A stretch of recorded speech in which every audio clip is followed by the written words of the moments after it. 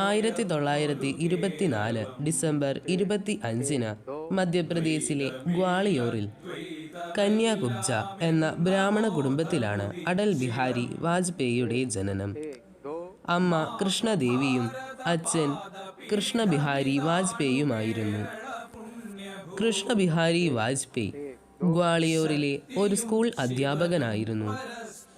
ഗ്വാളിയോറിലെ സരസ്വതി ശിശു മന്ദിരത്തിലാണ് അടൽ ബിഹാരി വാജ്പേയി തൻ്റെ സ്കൂൾ വിദ്യാഭ്യാസം പൂർത്തീകരിച്ചത്.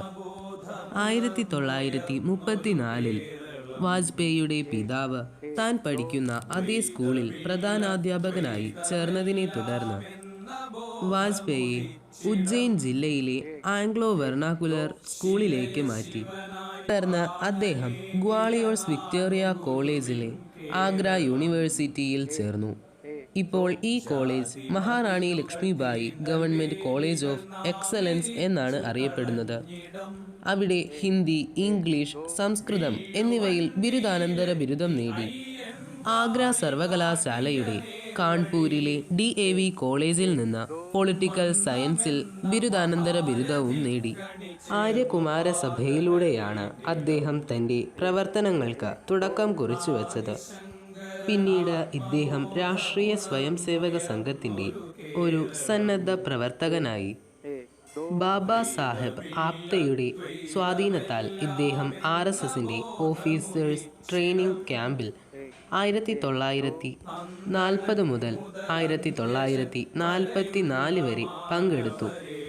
തുടർന്ന് ഇദ്ദേഹം 1947 RSSൻ്റെ ഒരു മുഴുവൻ സമയ പ്രവർത്തകനായി.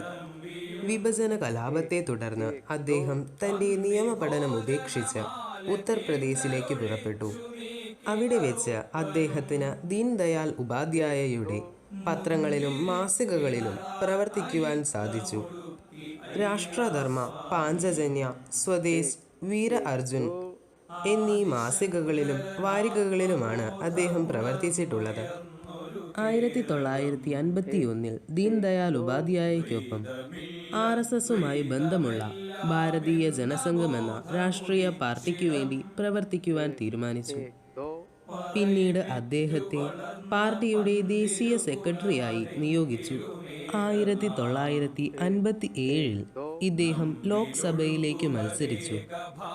ആ തിരഞ്ഞെടുപ്പിൽ ഇദ്ദേഹം മധുരയിൽ നിന്നാണ് മത്സരിച്ചതെങ്കിലും ബൽറാംപൂരിൽ നിന്നാണ് ഇദ്ദേഹം തിരഞ്ഞെടുക്കപ്പെട്ടത്. ലോക്സഭയിൽ ഇദ്ദേഹം നടത്തിയ പ്രസംഗം ജവഹർലാൽ നെഹ്റുവിനെ വളരെയധികം ആകർഷിച്ചു. വാജ്പേയി തൻ്റെ പ്രസംഗ വൈവിധ്യം കൊണ്ട് ഭാരതീയ ജനസംഘത്തിൻ്റെ ഓരോ നയങ്ങളും വ്യക്തമായി അവതരിപ്പിച്ചു. പിന്നീട് ദീൻ ദയാൽ ഉപാധ്യായയുടെ മരണത്തിനു ശേഷം പാർട്ടിയുടെ നേതൃത്വ സ്ഥാനം വാജ്പേയിലേക്ക് വന്നു.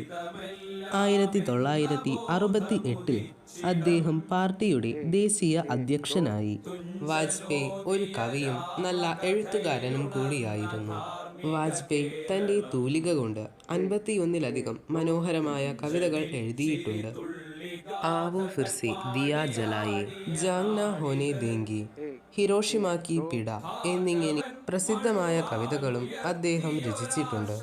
अगणित बलिदानों से अर्जित यह स्वतंत्रता, शिवस्वेद शोणित से सिंचित यह स्वतंत्रता, त्याग तेज तप बल से रक्षित यह स्वतंत्रता, दुखी मनुजता के हित अर्पित यह स्वतंत्रता, इसे मिटाने की साजिश करने वालों से कह दो चिनगारी का खेल बुरा होता है,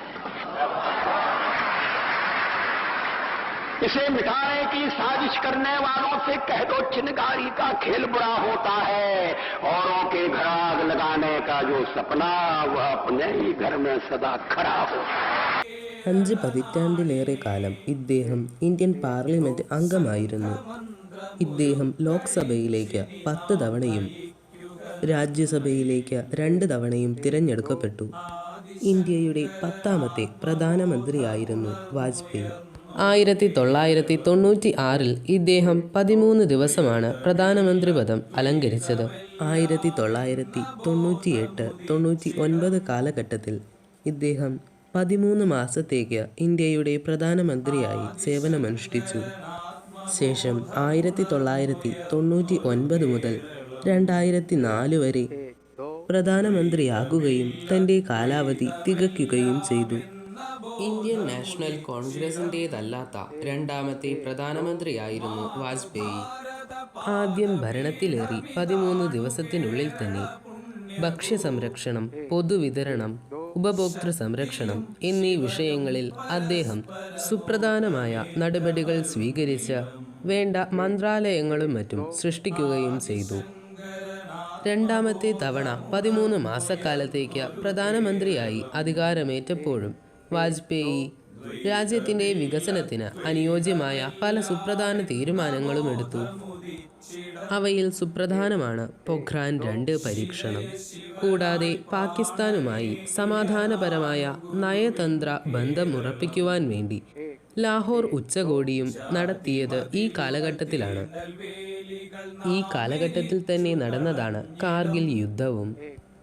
1999 മൂന്നാം തവണ ഇദ്ദേഹം പ്രധാനമന്ത്രിയായി അധികാരമേറ്റപ്പോഴാണ് തീവ്രവാദികൾ കാണ്ഡഹാറിലേക്ക് ഒരു വിമാനം തട്ടിക്കൊണ്ടുപോയതും ആ വിമാനത്തെ ഇന്ത്യൻ സേനയെ ഉപയോഗിച്ച് തന്നെ മോചിപ്പിച്ചതുമെല്ലാം. ഭരണത്തിലേറി 2ാം വർഷം അമേരിക്കൻ പ്രസിഡന്റ് ബിൽ ക്ലിൻസണുമായി ഹൈദരാബാദ് ഹൗസിൽ വെച്ച് കൂടിക്കാഴ്ച നടത്തി. 2001 വ്ളാഡിമിർ പുടിനുമായും കൂടിക്കാഴ്ച നടത്തി. ഇതേസമയം അദ്ദേഹം ആർട്ടിക്കിൾ 370 റദ്ദാക്കുവാനും അയോധ്യയിൽ രാമക്ഷേത്രം പണിയുവാനും ഏകീകൃത സിവിൽ കോഡ് നടപ്പാക്കുവാനുമെല്ലാം ശ്രമിച്ചിരുന്നു. പക്ഷേ അന്നത്തെ സാഹചര്യങ്ങൾ കൊണ്ട് ഈ കാര്യങ്ങളെല്ലാം അദ്ദേഹത്തിന് തീർക്കുവാൻ സാധിച്ചില്ല. ഈ സമയത്തു തന്നെയാണ് പ്രതിരോധ മന്ത്രിയായിരുന്ന ജോർജ് ഫെർണാണ്ടസ് പ്രതിപക്ഷം കൊണ്ടുവന്ന ശവപ്പെട്ടി കുംഭകോണത്താൽ രാജിവെക്കുവാൻ നിർബന്ധിതനാകുന്നതും. 2001 പാർലമെന്റ് ആക്രമിക്കുകയും 2002 അദ്ദേഹം ഭീകരവിരുദ്ധ നിയമങ്ങൾ കൊണ്ടുവരികയും ചെയ്തു. 2002 ഗുജറാത്ത് ആക്രമണം നടക്കുന്നത്. 2002 2003 ഇടയിൽ ഒരുപാട് സാമ്പത്തിക പരിഷ്കാരങ്ങൾ ഇദ്ദേഹം നിലവിൽ കൊണ്ടുവന്നു.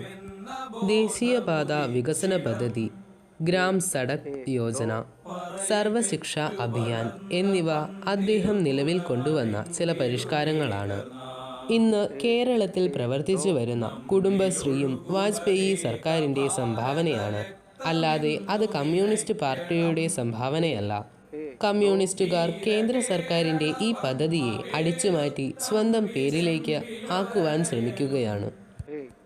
1998 പൊഖ്രാൻ ആണവ പരീക്ഷണങ്ങൾ നടത്തി പാകിസ്ഥാനുമായുള്ള നയതന്ത്ര ബന്ധങ്ങൾ മെച്ചപ്പെടുത്തുവാൻ വാജ്പേയി ശ്രമിച്ചു. ഇന്ത്യയിൽ നിന്ന് പാകിസ്ഥാനിലേക്ക് ബസ് സർവീസ് തുടങ്ങിയതും ഇദ്ദേഹം തന്നെയാണ്. ഇന്ത്യയിൽ നിന്ന് ലാഹോറിലേക്കായിരുന്നു ആ ബസ് സർവീസ്. 1999 വാജ്പേയി ഭരണത്തിലിരിക്കുന്ന കാലഘട്ടത്തിലാണ് ഇന്ത്യയും പാകിസ്ഥാനും തമ്മിലുള്ള കാർഗിൽ യുദ്ധം നടന്നത്. കാർഗിൽ യുദ്ധത്തിൽ ഇന്ത്യക്ക് 573 വീരസൈനികരെയാണ് നഷ്ടപ്പെട്ടത്. അവരുടെ ശവശരീരം അടക്കം ചെയ്യുവാനുള്ള ശവപ്പെട്ടി വാങ്ങുന്നതുമായി ബന്ധപ്പെട്ട് അന്ന് പ്രതിപക്ഷത്തിരുന്നിരുന്ന കോൺഗ്രസ് ശവപ്പെട്ടി കുംഭകോണം എന്ന ഒരു ആരോപണവുമായി വന്നു. പിൽക്കാലത്താണ് ഇത് വ്യാജമായ ഒരു ആരോപണമാണെന്ന് തെളിഞ്ഞത്. കോൺഗ്രസ് ഇതുപോലുള്ള പല കുംഭകോണങ്ങളും കൊണ്ടുവന്ന് പല മന്ത്രിസഭകൾക്കും അത് ഭീഷണിയായിട്ടുമുണ്ട്. കാർഗിൽ യുദ്ധത്തിനു ശേഷവും ഇദ്ദേഹം പാകിസ്ഥാനുമായുള്ള നയതന്ത്രം മെച്ചപ്പെടുത്തുവാൻ ശ്രമിച്ചു. അന്ന് ആഗ്രയിൽ വെച്ച് ഒരു ഉച്ചകോടിയിലൂടെയാണ് ഇത് പരിഹരിക്കുവാൻ അദ്ദേഹം ശ്രമിച്ചത്. സ്വകാര്യ നിക്ഷേപങ്ങളെയും വിദേശ നിക്ഷേപങ്ങളെയും പ്രോത്സാഹിപ്പിക്കുക, ഗവേഷണങ്ങളെയും വികസനത്തെയും പ്രോത്സാഹിപ്പിക്കുക, സർക്കാർ ഉടമസ്ഥതയിലുള്ള ചില കമ്പനികളുടെ സ്വകാര്യവൽക്കരണം എന്നിങ്ങനെ സാമ്പത്തികവും ആഭ്യന്തരവും അടിസ്ഥാന വികസനപരവുമായ ഒരുപാട് പരിഷ്കാരങ്ങൾ ഇദ്ദേഹം ഇന്ത്യയിൽ നടപ്പാക്കി. പാർലമെന്റ് ആക്രമണവും ഗുജറാത്ത് കലാപവുമെല്ലാം 2004 ഇദ്ദേഹത്തിൻ്റെ പരാജയത്തിന് കാരണമായി. വാജ്പേയിയുടെ ജന്മദിനമായ ഡിസംബർ 25 സദ്ഭരണ ദിനമായി ആചരിക്കുവാൻ 2014 അധികാരമേറ്റ മോദി സർക്കാർ തീരുമാനിച്ചു. 2015 ഇദ്ദേഹത്തിന് ഇന്ത്യയുടെ പരമോന്നത സിവിലിയൻ ബഹുമതിയായ ഭാരത് രത്ന സമ്മാനിച്ചു. അദ്ദേഹം തീർത്തും ഇതിന് അർഹനായിരുന്നു. കാരണം ഭാരതം കണ്ടതിൽ വെച്ച് ഏറ്റവും ശക്തനും ദേശസ്നേഹിയുമെല്ലാമായ ഒരു പ്രധാനമന്ത്രി കൂടിയായിരുന്നു അദ്ദേഹം. വാജ്പേയി സ്വകാര്യ ജീവിതത്തിൽ ഒരു ബ്രഹ്മചാരിയായിരുന്നു. തൻ്റെ ദീർഘകാല സുഹൃത്തായിരുന്ന രാജ്കുമാരി കൗളിൻ്റെയും BN കൗളിൻ്റെയും മകളായ നമിത ഭട്ടാചാര്യയെ സ്വന്തം മകളായി ദത്തെടുത്ത് വളർത്തുകയാണ് ചെയ്തത്. 2018 ജൂൺ 11 വൃക്കയിലെ അണുബാധയെ തുടർന്ന് ആശുപത്രിയിൽ പ്രവേശിപ്പിച്ചിരുന്നു. 2018 ഓഗസ്റ്റ് 16 തൻ്റെ 93-ാം വയസ്സിൽ വാജ്പേയി അന്തരിച്ചു. വളർത്തുമകളായ നമിത കൗളാണ് അദ്ദേഹത്തിനു വേണ്ടി ചിതയൊരുക്കിയത്. വാജ്പേയിയുടെ മൃതദേഹവുമായുള്ള യാത്രയിൽ നരേന്ദ്രമോദി ഉൾപ്പെടെയുള്ള ഒരുപാട് നേതാക്കന്മാർ പങ്കെടുത്തിരുന്നു. അതേ വർഷം ഓഗസ്റ്റ് 19 അദ്ദേഹത്തിൻ്റെ ചിതാഭസ്മം ഹരിദ്വാറിലെ ഗംഗാ നദിയിൽ ഒഴുക്കി. വാജ്പേയിയുടെ മരണത്തെ തുടർന്ന് വിദേശ രാജ്യങ്ങളും ലോക നേതാക്കളുമെല്ലാം അനുശോചനം രേഖപ്പെടുത്തിയിരുന്നു. Afghanistan, Bangladesh, Bhutan, China, Israel, Japan, Mauritius, Pakistan, Sri Lanka, Russia, America മുതലായ ലോകരാജ്യങ്ങൾ ഇദ്ദേഹത്തിൻ്റെ മരണത്തിൽ അനുശോചനം രേഖപ്പെടുത്തിയിരുന്നു.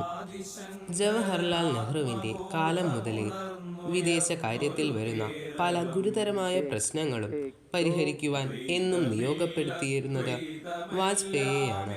പിന്നീട് ഇന്ദിരാഗാന്ധിയുടെ കാലത്തും ഇത് തുടർന്നു. എത്ര ഗുരുതരമായ പ്രശ്നങ്ങളും പറഞ്ഞു തീർക്കുവാനുള്ള ഒരു കഴിവ് വാജ്പേയിക്കുണ്ടായിരുന്നു. ഇത് ജവഹർലാൽ നെഹ്റുവും അംഗീകരിച്ചിട്ടുണ്ട്. അത്രയേറെ വാക് ചാതുരിയുണ്ടായിരുന്നു വാജ്പേയിക്ക്. ഐക്യരാഷ്ട്രസഭയിൽ ഇദ്ദേഹം തൻ്റെ ഹിന്ദിയിലുള്ള പ്രസംഗം നടത്തിയപ്പോൾ തൻ്റെ കഴിവുകൾ അന്താരാഷ്ട്ര തലത്തിൽ പോലും വളരെയധികം ശ്രദ്ധയാകർഷിച്ചിരുന്നു. संदेश लाया हूं। महासभा के इस 32वें अधिवेशन के अवसर पर मैं राष्ट्र संघ में भारत की ഇന്ന് ഭാരതം ഭരിക്കുന്ന ശക്തനായ ഒരു പ്രധാനമന്ത്രി നരേന്ദ്രമോദിയെ ഭാരതത്തിന് സമ്മാനിച്ചതിലും വാജ്പേയിക്ക് വലിയൊരു പങ്കുണ്ട്. പൊഖ്രാൻ ആണവ പരീക്ഷണ സമയത്ത് ഭാരതത്തിനെതിരെ പല വിദേശ രാജ്യങ്ങളും നയതന്ത്ര ഉപരോധം ഏർപ്പെടുത്തിയിട്ടുകൂടി ഭാരതത്തിൻ്റെ വളർച്ചയ്ക്ക് ഒരു മുതൽക്കൂട്ടാകുവാൻ അത് പരീക്ഷണം നടത്തുക തന്നെ ചെയ്തു വാജ്പേയി. അദ്ദേഹം ഒരു തീരുമാനമെടുത്താൽ അതിൽ നിന്ന് പിന്നോട്ട് മാറുന്നില്ല. അത്രയും നിശ്ചയദാർഢ്യവും അദ്ദേഹത്തിനുണ്ട്. ഭാരതത്തിൻ്റെ ഒരു യുദ്ധവിമാനത്തിന് ഒരു കുട്ടിയുടെ പേര് നൽകിയതും ഇദ്ദേഹം തന്നെയാണ്.